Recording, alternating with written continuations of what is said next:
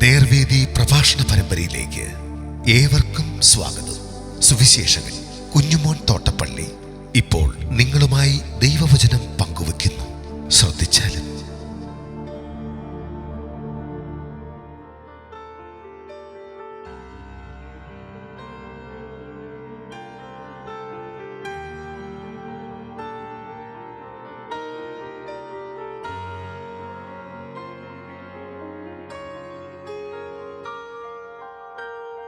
Daniel പ്രവചനം 6-ാം അധ്യായം ഞാൻ വായിക്കുന്നത് ശ്രദ്ധിച്ചാലും.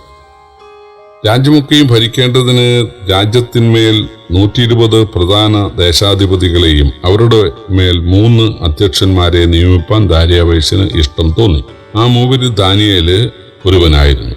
രാജാവിന് നഷ്ടം വരാതിരിക്കേണ്ടതിന് പ്രധാന ദേശാധിപതികൾ ഇവർക്ക് കണക്ക് ബോധിപ്പിക്കേണ്ടതായിരുന്നു. എന്നാൽ ദാനിയേൽ ഉത്കൃഷ്ട മാനസനായിരുന്നത് കൊണ്ട് അവൻ അധ്യക്ഷന്മാരിലും പ്രധാന ദേശാധിപതിമാരിലും വിശിഷ്ടനായി വിളങ്ങി. രാജാവ് അവനെ സർവ്വരാജ്യത്തിനും അധികാരിയാക്കുവാൻ വിചാരിച്ചു. ആകയാൽ അധ്യക്ഷന്മാരും പ്രധാന ദേശാധിപന്മാരും രാജ്യം സംബന്ധിച്ച് ദാനിയേലിന് വിരോധമായി കാരണം കണ്ടെത്തുവാൻ അന്വേഷിച്ചു. എന്നാൽ യാതൊരു കാരണവും കുറ്റവും കണ്ടെത്തുവാൻ അവർക്ക് കഴിഞ്ഞില്ല.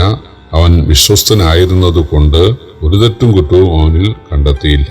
അപ്പോൾ ആ പുരുഷന്മാർ, നാം ഈ ദാനിയേലിന്റെ നേരെ അവന്റെ ദൈവത്തിന്റെ ന്യായപ്രമാണം സംബന്ധിച്ചുള്ളതല്ലാതെ മറ്റ് ഒരു കാരണവും കണ്ടെത്തുകയില്ല എന്ന് പറഞ്ഞു. അങ്ങനെ അധ്യക്ഷന്മാരും പ്രധാന ദേശാധിപന്മാരും രാജാവിന്റെ അടുക്കൽ ബന്ധപ്പെട്ട് ചെന്ന് ഉണർത്തിച്ചെന്നാൽ, ദാര്യാവേശ് രാജാവ് ദീർഘായുസ്സായിരിക്കട്ടെ, രാജാവെ 30 ദിവസത്തേക്ക് തിരുമേനിയോടല്ലാതെ യാതൊരു ദേവനോടോ മനുഷ്യനോടോ ആരെങ്കിലും അപേക്ഷ കഴിച്ചാൽ അവനെ സിംഹങ്ങളുടെ ഗുഹയിൽ ഇട്ടുകളയും എന്നൊരു രാജനിയമം നിശ്ചയിക്കുകയും ഖണ്ഡിതമായൊരു വിരോധം കൽപ്പിക്കുകയും ചെയ്യണമെന്ന് രാജ്യത്തിലെ സകല അധ്യക്ഷന്മാരും സ്ഥാനാധിപന്മാരും പ്രധാന ദേശാധിപതിമാരും മന്ത്രിമാരും ദേശാധിപന്മാരും കൂടെ ആലോചിച്ചിരിക്കുന്നു. എന്നാൽ രേഖ എഴുതിയിരിക്കുന്നുവെന്ന് ദാനിയേൽ അറിഞ്ഞപ്പോൾ അവൻ വീട്ടിൽ ചെന്ന് അവന്റെ മാളികമുറിയുടെ കിളിവാതിൽ എരുശലേമിന് നേരെ തുറന്നിട്ടിരുന്നു.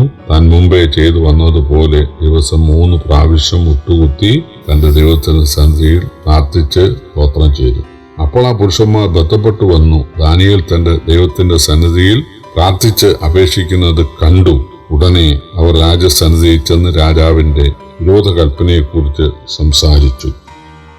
രാജാവ് ഈ വാക്ക് കേട്ടപ്പോൾ അത്യന്തം വ്യസനിച്ചു.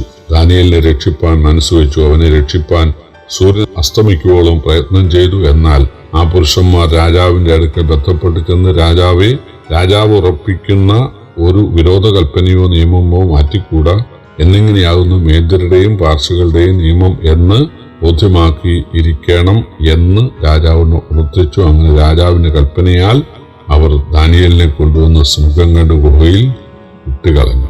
രാജാവ് രാജധാനിയിൽ ചെന്ന് ഉപവസിച്ചു രാത്രി കഴിച്ചു. അവന്റെ സന്നിധി വെപ്പാട്ടികളെ കൊണ്ടുവന്നില്ല. ഉറക്കവനെ വിട്ടുപോയി. രാജാവ് അധികാലത്ത് എഴുന്നേറ്റ് ബന്ധപ്പെട്ട് സിംഹഗുഹയുടെ അരികിൽ ചെന്ന് ഗുഹയുടെ അരികെ എത്തിയപ്പോൾ അവന് ദുഃഖശബ്ദത്തോടെ ദാനിയേലിനെ വിളിച്ചു. രാജാവ് ദാനിയേലിനോട് സംസാരിച്ചു. ജീവനുള്ള ദൈവത്തിന്റെ ദാസനായ ദാനിയേലെ, നീ ഇടപെടാതെ സേവിച്ചു വരുന്ന നിന്റെ ദൈവം സിംഹങ്ങളിൽ നിന്ന് നിന്നെ രക്ഷിപ്പാൻ പ്രാപ്തനായോ എന്ന് ചോദിച്ചു. ദാനിയേൽ രാജാവിനോട്, രാജാവ് ദീർഘായുസ്സായിരിക്കട്ടെ, സിംഹങ്ങൾ എനിക്ക് കേടുവരുത്താതിരിക്കേണ്ടതിന് എന്റെ ദൈവം തന്റെ ദൂതനെ അയച്ച് അവയുടെ വായടച്ചു കളഞ്ഞു. അവന്റെ സദയിൽ ഞാനൊരു കുറ്റവും ചെയ്തിട്ടില്ല. രാജാവെ, തിരുമുമ്പിലും ഞാനൊരു ദോഷവും ചെയ്തിട്ടില്ല എന്ന് ഉണർത്തിച്ചു. അപ്പോൾ രാജാവ് അത്യന്തം സന്തോഷിച്ചു. ദാനിയേലിനെ സിംഹഗുഹയിൽ നിന്ന് കയറ്റുവാൻ കൽപ്പിച്ചു.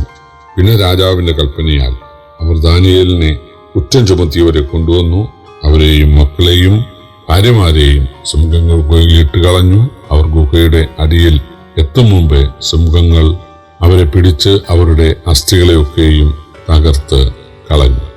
അന്ന് ദാര്യാവേശ രാജാവ് സർവ്വ ഭൂമിയിലും വസിക്കുന്ന സകല വംശങ്ങൾക്കും ഭാഷക്കാർക്കും എഴുതിയെന്നാൽ, നിങ്ങൾക്ക് ശുഭം വർദ്ധിച്ചു വരട്ടെ. എന്റെ രാജാധിപത്യത്തിൽ ഉൾപ്പെട്ട ഏവരും ദാനിയേലിന്റെ ദൈവത്തിന് മുമ്പാകെ ഭയഭക്തിയോടിരിക്കണമെന്ന് ഞാനൊരു തീർപ്പ് കൽപ്പിക്കുന്നു.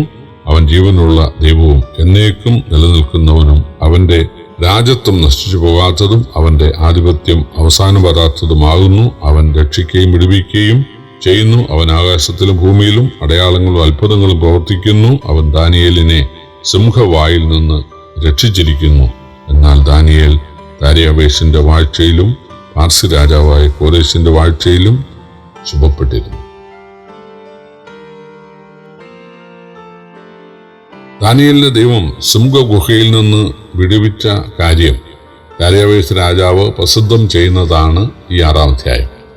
ദാരിയാവേശിന് 120 പ്രധാന ദേശാധിപതികളും അവർക്ക് മീതെ 3 അധ്യക്ഷന്മാരും ഉണ്ടായിരുന്നു.